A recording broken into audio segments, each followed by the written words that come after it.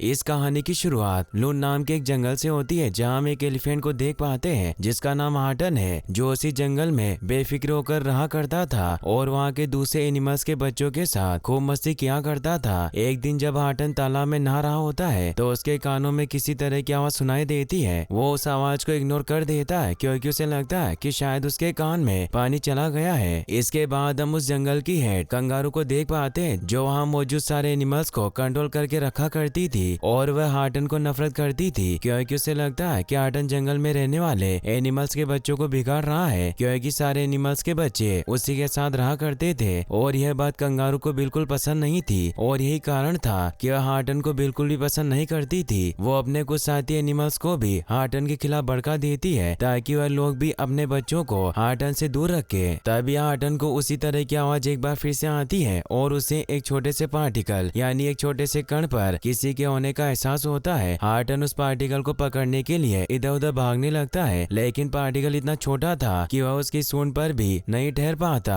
फिर भी हाटन उस पार्टिकल के पीछे भागने लगता है। इस दौरान कुछ बंदर उसके ऊपर केलों से हमले करते हैं, लेकिन हाटन अभी भी उसी पार्टिकल का पीछा करते हुए तालाब के पास पहुंच जाता है। हाटन पास के ही एक छोटे से फ्लावर को तोड़ता है और उस फ्लावर को लेकर वह उसी तालाब में जाता है जहाँ पर वह पार्टिकल मौजूद था। वो उस पार्टिकल को उसी फ्लावर पर रख देता है और उसे तालाब से बाहर लेकर आता है। वह देखता है कि आखिर उस पार्टिकल के अंदर से आवाज कहाँ से आ रही है और उसे समझने की कोशिश करने लगता है। तभी वहाँ पर कंगारू आ जाती है। इस दौरान हाटन उस पार्टिकल के बारे में कंगारू को भी बताता है। वह कहता है कि मुझे इसके अंदर से किसी के चीखने और चिल्लाने की आवाज आई है। शायद इस पार्टिकल के अंदर किसी तरह की कोई दुनिया मौजूद है जो हाटन से मदद मांग रही है। उसकी बातें सुनकर कंगारू से कहती है कि ऐसा हो ही नहीं सकता, इतने छोटे से पार्टिकल में कोई दुनिया मौजूद हो ही नहीं सकती। लेकिन हाटन उसे समझाता है और कहता है कि जिस तरह से हम लोग इस छोटे से जंगल में मौजूद हैं, हो सकता है कि हमसे भी बड़ी कोई दुनिया हो। हालांकि कंगारू उसकी किसी भी बात से एग्री नहीं करती और उसे कहती है कि वो इस तरह की बातें जंगल में मौजूद बच्चों को ना सिखाए, नहीं तो वह भी तुम्हारी तरह पागल हो जाएंगे क्योंकि तुम पागलों की तरह ही बात कर रहे हो। कंगारू हाटन को भला बुरा सुनाकर वहाँ से चली जाती है। हाटन को अभी भी यही लगता था कि शायद उस पार्टिकल के अंदर किसी तरह की दुनिया मौजूद है। इस कारण वो और ज्यादा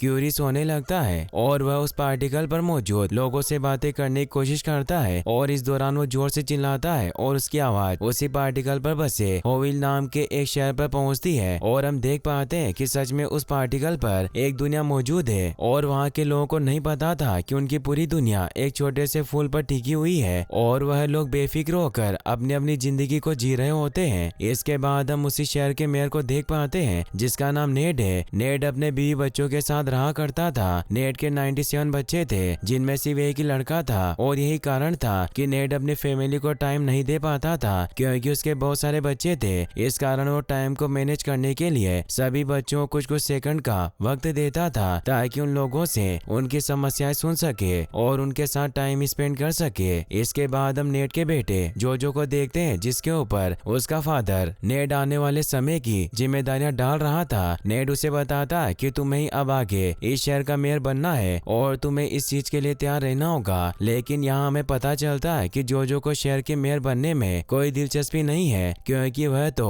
और कुछ करना चाहता था। वह अपने फादर की बात को अनसुना करके वहाँ से चला जाता है। इसके बाद सीन यहीं पर कट हो जाता है और हमें फिर से लून जंगल में ले जाया जाता है जहाँ हाटन के एक दोस्त मोरंत को देखते हैं जो दरअसल एक चूहा था। हाटन मोरंत को सारी चीजें बताता है। वो कहता है कि इस पार्टिकल के अंदर किसी तरह की दुनिया मौजूद है जो उन्हीं लोगों की तरह है। मोरंत उसकी बातें सुनने के बाद पूरी तरह से चौंक जाता है। हालांकि वह हाटन की बातों पर यकीन नहीं करता, लेकिन फिर भी वह उसे विश्वास दिलाता है कि चाहे वह गलत है या सही, वो उसका हमेशा साथ देगा। लेकिन मोरंत उससे कहता है कि तुम ये सारी बातें किसी को मत कहना, नहीं तो लोग तुम्हारा मजाक उड़ाएंगे। तुम्हें लोग पहले से ही पागल समझते हैं और यह सारी बातें सुनने के बाद वह लोग तुम पर हंसने लगेंगे और तुमको पागल कहने लगेंगे। मोरंत की बातें सुनने के बाद हाटन उसे कहता है कि वह किसी को इस बारे में नहीं बताएगा। इसके बाद हाटन के पास उसके दोस्त आते हैं। हाटन किसी तरह उस बात को अपने पेट में ही रखना चाहता था, लेकिन ना चाहते हुए भी वो उस पार्टिकल के बारे में अपने सारे दोस्तों को बता देता है और वह बहुत ज्यादा एक्साइटेड हो जाता है। इस कारण वह उस फ्लावर को लेकर इधर उधर उछल कूद करने लगता है। इधर हमें हुबिल शहर को दिखाया जाता है जहाँ हाटन के इस तरह के उछल कूद करने के कारण भूकंप आने लगे थे और वहाँ का वातावरण भी चेंज होने लगा था। यह सब देखने के बाद मेयर को बहुत ज्यादा अजीब लगता है। इस कारण वह शहर के प्रेसिडेंट के पास जाता है, जहाँ शहर का प्रेसिडेंट आने वाले एनुअल फंक्शन की तैयारी के लिए लोगों को इंस्ट्रक्शन दे रहा था। लेकिन मेयर उसे बताता है और कहता है कि हमें अभी इस एनुअल फंक्शन को रोक देना चाहिए, क्योंकि शहर में अजीब तरह के चेंजेस हो रहे हैं। इससे शहर के लोगों को किसी तरह का खतरा हो सकता है। लेकिन प्रेसिडेंट मेयर की किसी भी बात को नहीं मानता।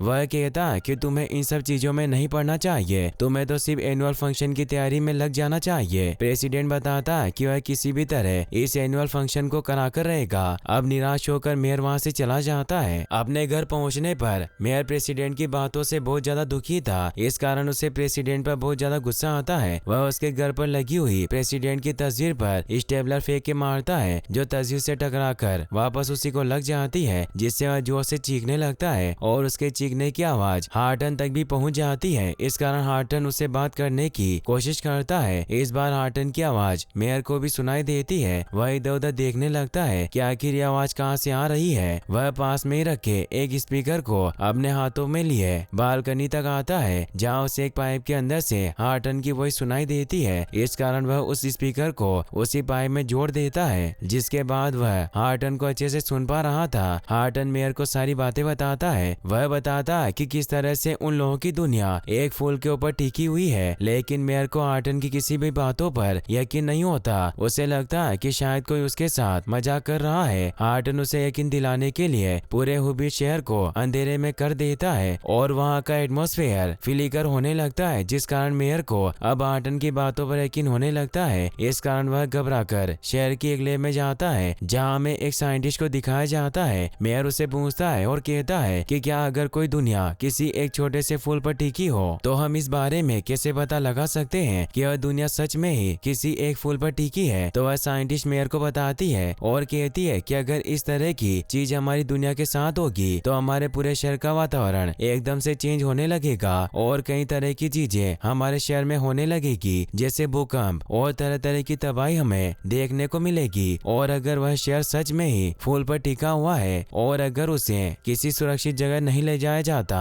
तो हमारा यह पूरा शहर खत्म भी हो सकता है। उस साइंटिस्ट की बात सुनने के बाद मेयर पूरी तरह से घबरा जाता है और भागकर एक बार फिर से हार्टन के पास बात करने के लिए जाता है। मेयर हार्टन को कहता है कि तुम्हें किसी भी तरह से हमारी दुनिया को बचाना होगा। इसके लिए तुम्हें हमारी उस दुनिया को जो उस फूल पर टिकी हुई है, उस दुनिया को किसी सेफ जगह पर पहुंचाना होगा ताकि हम लोग सुकून से हमारे इस प्लेनेट पर रह सके। इसके बाद हार्टन उस जंगल में किसी सेफ जगह को सर्च करने लगता है और तभी उसे एक पहाड़ी पर एक छोटी सी केव नजर आती है, जो एक ऊंचे पहाड़ पर मौजूद थी। और हार्टन को लगता है कि शायद उससे ज्यादा सेफ जगह और कहीं नहीं होगी। इस कारण वह उस फूल को लेकर उसी पहाड़ी की तरफ आगे बढ़ने लगता है। तभी रास्ते में हार्टन के कुछ दोस्त उसी तरह के फूलों को लेकर उसके पास आते हैं और उससे कहते हैं कि उन लोगों के पास भी उसी तरह का फूल है और उन फूलों पर भी किसी तरह की दुनिया रहती है। तभी वहाँ पर कंगारू भी आ जाती है, जो ये सारी बातें सुनने के बाद हार्टन के ऊपर गुस्सा करने लगती है और उसे लगता है कि शायद हार्टन ने ही सारे बच्चों को इस बारे में बताया है। कंगारू हार्टन से कहती है कि उसे वह फूल दे दे, लेकिन हार्टन कहता है कि ऐसा नहीं कर सकता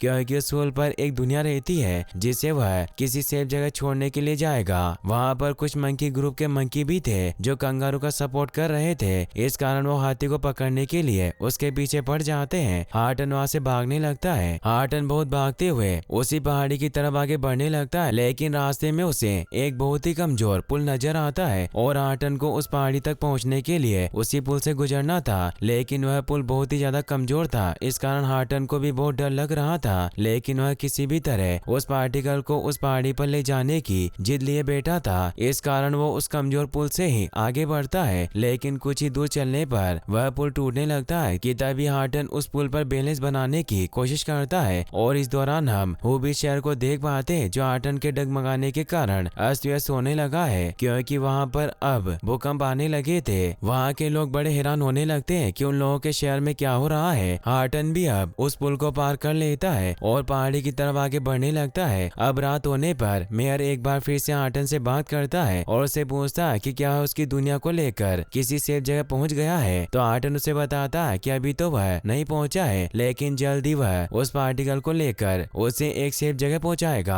जहां पर उन लोगों को किसी तरह का खतरा नहीं होगा। हार्टन मेयर को विश्वास दिलाता है कि वह उस पार्टिकल को किसी भी तरह अपनी जान पर खेलकर सेफ जगह पर छोड़कर आएगा। इसके बाद हम उस कंगारू को देखते हैं जो हार्टन को पकड़ने के लिए और उससे वह पार्टिकल छीनने के लिए एक गिद्ध को यह काम सौंपती है और उसे कहती है कि वह किसी भी तरह उस पार्टिकल और उस फूल को नष्ट कर दे। इसके बाद हम हार्टन को देखते हैं जो पहाड़ी की तरफ जाते जाते थक गया था और वहीं एक जगह रुककर आराम कर रहा होता है। उसे इस दौरान बहुत ज्यादा ठंड भी लग रही थी और उसने उस फ्लावर को वहीं पर रख दिया था। इधर हम मुबीर शहर को देखते हैं जहाँ पर चारों तरफ बर्फ ही बर्फ हो रही थी। तभी लैब की साइंटिस्ट मेयर के पास आती है और उसे कहती है कि गर्मियों के दिनों में भी हमारे यहाँ पर यह बर्फ क्यों गिर रही है। इस पर मेयर बहुत ज्यादा चिंतित हो जाता है और वह दौड़कर हार्टन से बात करने लगता है। वह कहता है कि गर्मियों के दिन में हमारे इधर बर्फ क्यों पड़ रही है। इसके बाद हार्टन समझ जाता है जहाँ पर वह बैठा हुआ है वहाँ पर ओस गिर रही है और यही कारण है क्यूबिट शहर बर्फबारी का सामना कर रहा है। इस कारण वह अपनी गर्म सांस से उस पार्टिकल पर लगे ओस को दूर कर देता है जिससे ओबिट शहर पर मौजूद सारा बर्फ भी पिघल जाता है। तभी हार्टन झाड़ियों में किसी के होने का नोटिस करता है। उन झाड़ियों के बीच से हार्टन का दोस्त मोरंत बाहर निकलता है जो हार्टन को कहता है कि जंगल के सारे एनिमल्स तुम्हारे खिलाफ हो चुके हैं जो तुम्हें किसी भी वक्त पकड़कर तुम्हारे पास रखे हुए फ्लावर को छीन लेंगे और उस पार्टिकल को खत्म कर देंगे। साथ में मोरंत हार्टन को यह भी बताता है कि कंगारू ने एक गिद्ध को इस काम के लिए चुना है जो किसी भी वक्त तुम पर हमला कर सकता है। तुम्हें इन सब चीजों से सावधान रहना होगा। यह सारी बातें सुनने के बाद हार्टन मोरंत को थैंक यू कहता है और बताता है कि मैं किसी भी तरह से इस फ्लावर को किसी सेफ जगह छोड़कर ही आऊंगा। इसके लिए उसे किसी भी कीमत को चुकाना पड़े तो वह चुकाएगा। हार्टन की सारी बातें सुनने के बाद हार्टन मेयर से कॉन्टेक्ट करता है और उसे बताता है कि वह अपने शहर के लोगों को किसी सेफ जगह पर पहुंचा दे क्योंकि मेरे पीछे मेरे कुछ साथी पड़े हुए हैं जो किसी भी वक्त मुझे रोकने की कोशिश करेंगे और इस कोशिश के दौरान यह लोग उस फ्लावर पर मौजूद पार्टिकल को भी नुकसान पहुंचा सकते हैं। मेयर हार्टन को बताता है कि शहर का प्रेसिडेंट मेरी किसी भी बात को नहीं मानेगा और शहर में एनुअल फंक्शन की तैयारी हो रही है। लोग उसी में जुड़े हुए हैं। प्रेसिडेंट भी मेयर की बातों पर यकीन नहीं करेगा और मेयर उसे बताता है कि वह नहीं जानता कि किस तरह से प्रेसिडेंट को और उन लोगों को वह समझाए। इसके बाद वही गिद्ध जिसे कंगारू ने हायर किया था वह हार्टन के ऊपर हमला कर देता है। हार्टन किसी तरह उस फ्लावर को लेकर वहाँ से उसे बचाने और इस दौरान हुलिप शहर में एक बार फिर से भूकंप आने लगता है। हार्टन भागते हुए आगे बढ़ता है लेकिन वह गिद्ध अभी भी उसी का पीछा कर रहा था और इधर हुलिप शहर के सारे लोग भूकंप से परेशान हो चुके थे। इस कारण वह मेयर के घर के पास जाकर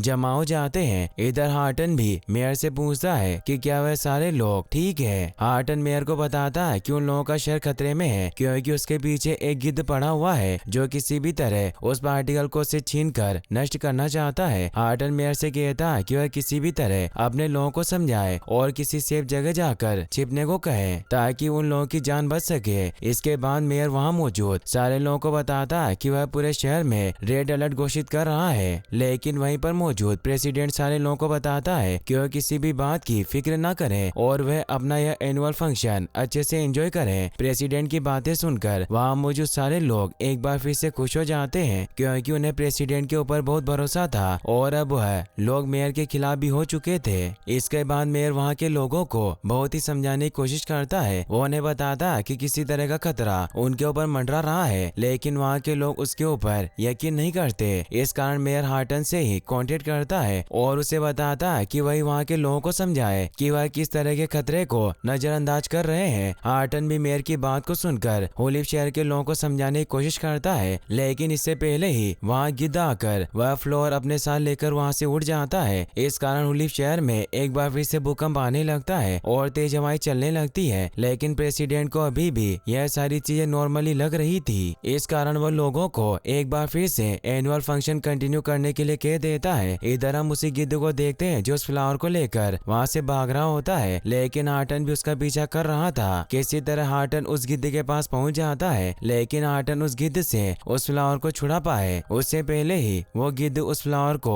उसी तरह के फ्लावर के खेतों में फेंक देता है। उन खेतों में उसी तरह के बहुत सारे फ्लावर लगे हुए थे और हार्टन को समझ नहीं आता कि वह उस पार्टिकल वाले फ्लावर को कैसे ढूंढे लेकिन वह हिम्मत नहीं हारता और अपनी जीत के चलते हुए पूरा दिन उस फ्लावर को ढूंढने में लगा देता है और कुछ ही देर में उसे उन्हीं फूलों के पास वह फ्लावर मिल जाता है जिसकी तलाश उसे दिन भर से थी। वह फूल को अपने हाथों में लेकर मेयर को एक बार फिर से कांटेक्ट करने की कोशिश करता है, लेकिन दूसरी तरफ से उसे मेयर की आवाज बिल्कुल नहीं आती। इस कारण उसे थोड़ी सी निराशा होने लगती है। उसे लगता है कि शायद ओलिव शहर खत्म हो चुका है, लेकिन ऐसा नहीं था। जब आर्टन निराश होकर वहीं पर बैठा हुआ था तो उसे मेयर की वॉइस आने लगती है। अब आर्टन को भी ओलिव शहर के सारे लोग सुन पा रहे थे। मेयर एक एक करके अपनी फैमिली और वहाँ के लोगों को आर्टन से इंट्रोड्यूस करवाता है। वहाँ के लोग बहुत ज्यादा खुश थे कि किस तरह से एक हाथी उन लोगों के शहर को बचाने के लिए इतनी मेहनत कर रहा है और अपनी जान की बाजी लगा रहा है। इसके बाद आर्टन उस फ्लावर को लेकर एक बार फिर से उसी पहाड़ी की तरफ आगे बढ़ने लगता है ताकि उस फ्लावर पर मौजूद उस पार्टिकल को उस जगह पर रख सके।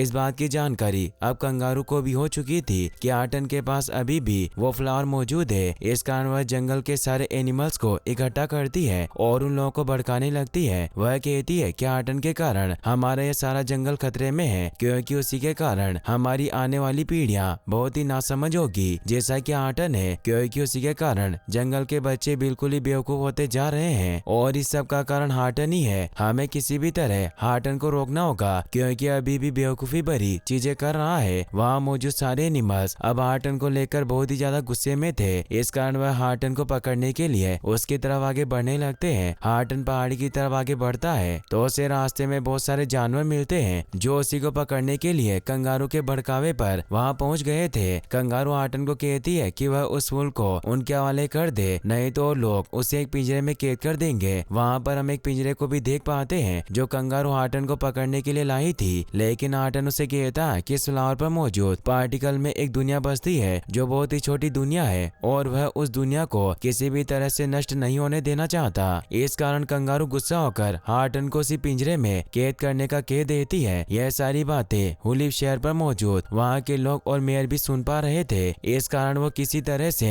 लून जंगल में मौजूद हार्टन के साथियों को भी अपनी आवाज सुनाने के लिए बहुत ज्यादा शोर करने लगते हैं ताकि कंगारू और उसके साथियों को भी पता चल सके कि सच में ही उस पार्टिकल के अंदर उन लोगों की दुनिया मौजूद है। लेकिन बहुत आवाजें करने के बाद भी उन लोगों की आवाज कंगारू और उसके साथियों तक नहीं पहुंच पाती। इसके बाद हम मेयर के बेटे जोजो को देखते हैं जो सीक्रेटली उसी लेन में जा रहा है जहाँ पर वह रोज जाया करता था। तो मेयर भी उसका पीछा करते हुए वहाँ पर पहुँच जाते हैं जहाँ पर वो देखते हैं कि उसके बेटे जोजो ने बहुत सारी साउंड मशीनें बनाई हुई है जिनकी मदद से वह लोग अब एक बार फिर से आवाज करने लगते हैं। इधर हम हार्टन को देखते हैं जिसे उन लोगों ने पिंजरे में बंद कर दिया था और कंगारू उसके हाथों से उस फ्लावर को छीन लेती है और उसे खोलते हुए पानी में डालने लगती है। लेकिन तभी कंगारू के पास मौजूद उसका बेटा उस फूल को उस खोलते हुए पानी में गिरने से रोक लेता है, क्योंकि उसे उस फ्लावर के अंदर से कुछ आवाजें आ रही थी। वह सारे लोगों को बताता है कि इस फ्लावर के अंदर किसी तरह की दुनिया मौजूद है। उन सभी लोगों को भी अब ओलिव शहर के लोगों की आवाज आने लगती है। इस कारण सारे लोग चौंक जाते हैं और कंगारू का बेटा उस फ्लावर को लेकर हार्टन के पास जाता है और उसे वह फ्लावर दे देता है ताकि वह उस फ्लावर को उस पहाड़ी पर जाकर छोड़ दे। यह सब मेयर भी सुन रहा होता है। हार्टन उससे कहता है कि हम लोगों ने ओलिव शहर को बचा लिया। अब जंगल के सारे जानवर भी हार्टन की बातों से सहमत है। इस कारण वह लोग उसका साथ देने के लिए तैयार थे, लेकिन कंगारू बहुत ज्यादा नाराज थी क्योंकि अब सारे लोग हार्टन की तरफ हो चुके थे। अब ना चाहते हुए भी निराश होकर वह हार्टन का साथ देने लगती है। कहीं न कहीं उससे भी हार्टन पर प्राउड फील होने लगा था। इस कारण वह सारे लोग मिलकर अब उस फ्लावर को उस पहाड़ी पर ले जाकर उसे वहीं रख देते हैं और इसी के साथ यह मूवी यहीं पर खत्म हो जाती है। गाइस, अगर आप इसका नेक्स्ट पार्ट भी जल्दी देखना चाहते हैं तो इस वीडियो को लाइक करने के साथ साथ चैनल को सब्सक्राइब जरूर कर दें। Thanks for watching.